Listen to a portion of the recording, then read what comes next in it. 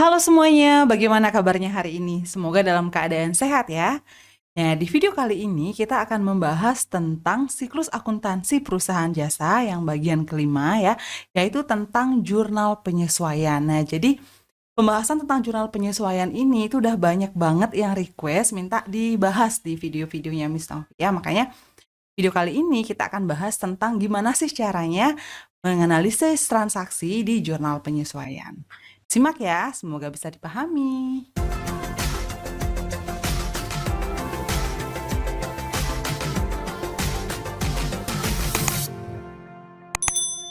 Oke, nah ini adalah tahapan siklus akuntansi ya. Jadi kita ingat-ingat lagi dari awal ya, dari bukti transaksi, kemudian catat di jurnal umum, kita posting ke buku besar, menyusun neraca saldo. Nah, jadi sebelum kita membuat laporan keuangan yang merupakan produk akuntansi ya, kalau ada hal-hal yang perlu disesuaikan, maka kita perlu menyusun yang namanya jurnal penyesuaian. Jadi kita ada di sini nih. Di tahapan ini yaitu menyusun Justing Journal Entries. Nah, bagaimana caranya ya? Oke, jadi apa sih itu jurnal penyesuaian? Ya, jadi jurnal penyesuaian ini dibuat di akhir periode akuntansi ya. Jadi sebelum kita menyusun laporan keuangan untuk menyesuaikan saldo-saldo rekening yang ada di neraca saldo agar menunjukkan jumlah yang sebenarnya. Nah, sebelum kita membahas tentang jurnal penyesuaian ya, akan dibahas dulu sedikit lagi kita ingatkan tentang mekanisme debit kredit karena begini. Jadi banyak anak-anak yang susah memahami tentang penyusunan jurnal penyesuaian. Kenapa? Karena di pemahaman tentang mekanisme debit kredit ini masih belum terlalu kuat ya. Nah, ketika belum bisa memahami dengan baik tentang pencatatan di debit atau di kredit, maka tentu akan menjadi kendala tersendiri ketika kita menyusun atau menganalisa transaksi di jurnal penyesuaian. Jadi sambil ingat-ingat ya, intinya gini, ketika kita pemahamannya bagus di persamaan dasar, kemudian bagus di mekanisme debit kredit, tentu akan lebih mudah untuk memahami jurnal penyesuaian. Nah, jadi kalau aset bertambah di debit, kemudian berkurang di kredit, saldo normalnya di debit. Kemudian kalau kita berbicara liabilitas atau utang, bertambahnya di kredit, berkurangnya di debit, saldo normalnya di kredit. Kemudian kalau kita berbicara ekuitas atau modal, itu bertambahnya juga di kredit seperti liabilitas ya, berkurangnya di debit dan saldo normalnya di kredit. Kemudian untuk pendapatan itu bertambah di kredit, berkurang di debit, dan saldo normalnya di kredit. Sedangkan untuk beban dan prive itu bertambahnya di debit, berkurangnya di kredit, dan saldo normalnya di debit.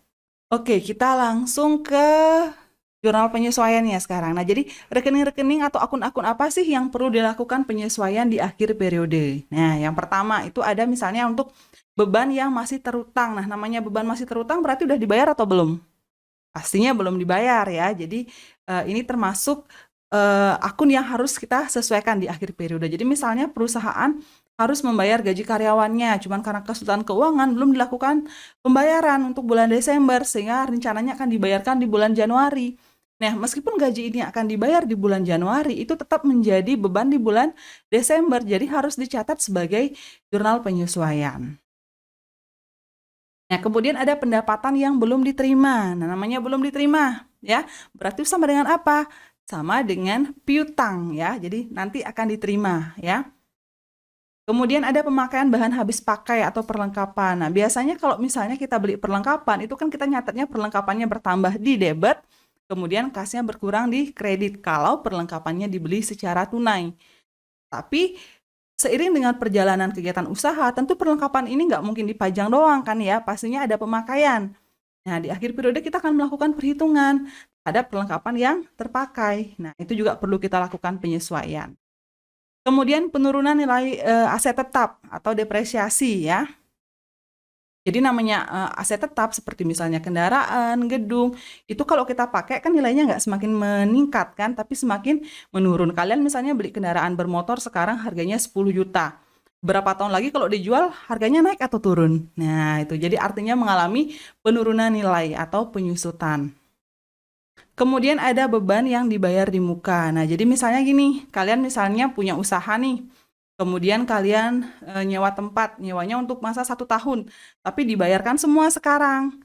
Nah, itu juga perlu dilakukan proses penyesuaian. Dan juga ada pendapatan diterima di muka. Jadi, kita menerima pembayaran.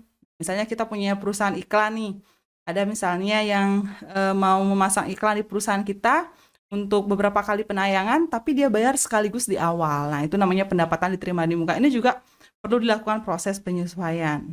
Nah, kemudian kalau misalnya ada kesalahan pencatatan, seperti apa jurnalnya? Nah, kita akan bahas satu-satu, sekalian juga latihan soal. Nah, ini adalah contoh transaksi dan juga pembahasannya. Jadi, poinnya seperti ini. Setelah kita menyusun neraca saldo, ya, jika ada yang perlu disesuaikan, itu biasanya ada data penyesuaiannya, ya. Nah, misalnya seperti ini. Ini ada neraca saldo dari Salon Meli, dan ini ada data penyesuaiannya.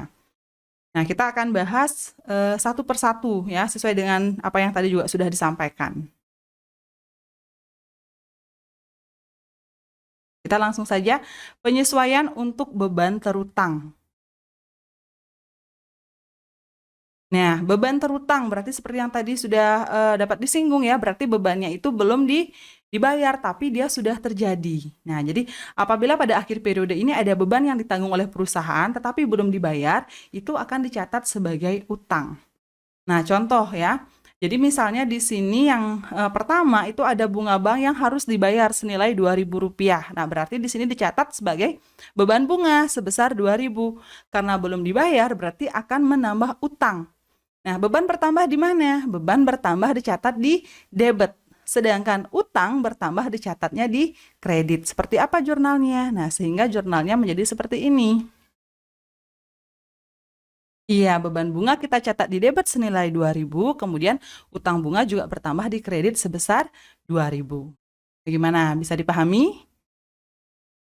Oke, sekarang kita akan lanjut ke transaksi berikutnya. Nah, penyesuaian untuk pendapatan yang masih harus diterima, ya. Nah, namanya masih harus diterima, ya, berarti belum diterima. Sama dengan apa? Sama dengan piutang. Nah, ini seperti yang transaksi yang kedua, misalnya. Masih harus diterima pendapatan rias penari senilai Rp100.000. Berarti di sini akan menambah piutang, ya. Jadi kita punya tagihan senilai Rp100.000. Nah, karena ini sudah menjadi hak perusahaan, sudah menjadi haknya Salon Meli, maka itu harus dicatat juga sebagai pendapatan di periode itu.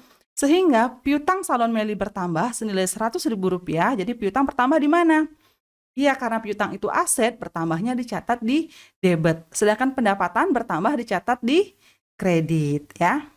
Jadi tampilan jurnalnya akan seperti ini.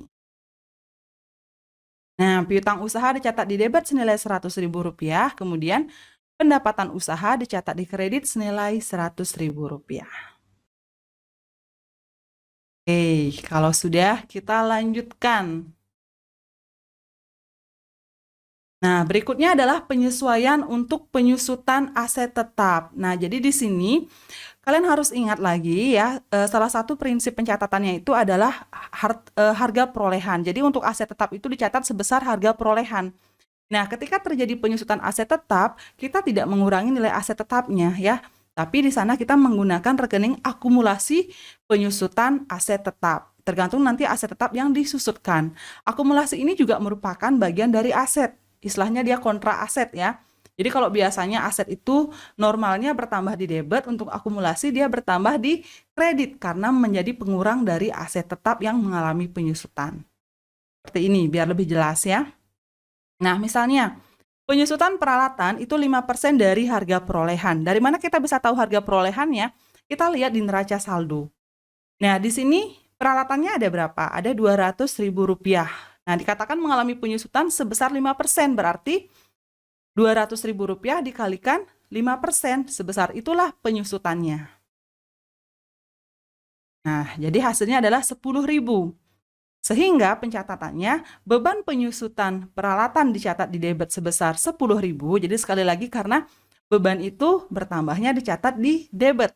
Kemudian di kreditnya apa? Kreditnya adalah akumulasi penyusutan peralatan, besarnya juga 100.000. Jadi akumulasi ini ingat merupakan rekening aset, ya, tetapi kontra aset, ya.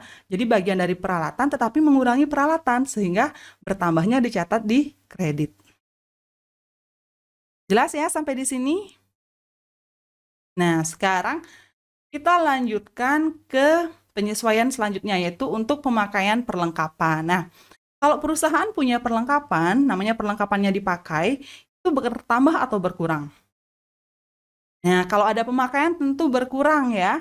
Berkurangnya sebesar apa? Sebesar berapa? Sebesar yang terpakai. Jadi sekali lagi, berkurangnya sebesar yang terpakai. Nah, kalau kita mencatat perlengkapan itu bertambah di debit karena termasuk kelompok aset ya, maka ketika berkurang perlengkapan itu akan dicatat di kredit ya. Nah, kita lihat soalnya. Di sini setelah dilakukan penghitungan perlengkapan yang masih tersisa adalah 30.000. Nah, kita tahu datanya ini yang tersisa 30.000. Kita cek di sini perlengkapannya. Oh, ada perlengkapan 100.000. Dikatakan sisa 30. Kita harus hitung berapa yang terpakai ya. Jadi yang terpakai itu adalah 100.000 dikurangi 30.000. Berarti yang terpakai sebesar 70.000. Nah, yang dicatat mengurangi perlengkapan itu adalah yang terpakai. Ya, sekali lagi adalah yang terpakai. Iya. Nah, jadi pencatatannya seperti apa ya? Beban perlengkapan dicatat di debit sebesar 70.000 dan perlengkapan dicatat di kredit sebesar 70.000. Jadi bebannya bertambah di debit, perlengkapannya berkurang di kredit. Ingat sekali lagi, sebesar jumlah yang terpakai. Nah, kalau misalnya nanti ketemu soal ya, di soalnya sudah diketahui misalnya, setelah dilakukan perhitungan, perlengkapan yang terpakai 30.000. Berarti seperti apa pencatatannya? Ya, jadi kita nyatetnya itu ya langsung 30.000 karena di soal sudah diketahui yang terpakai. Jelas ya?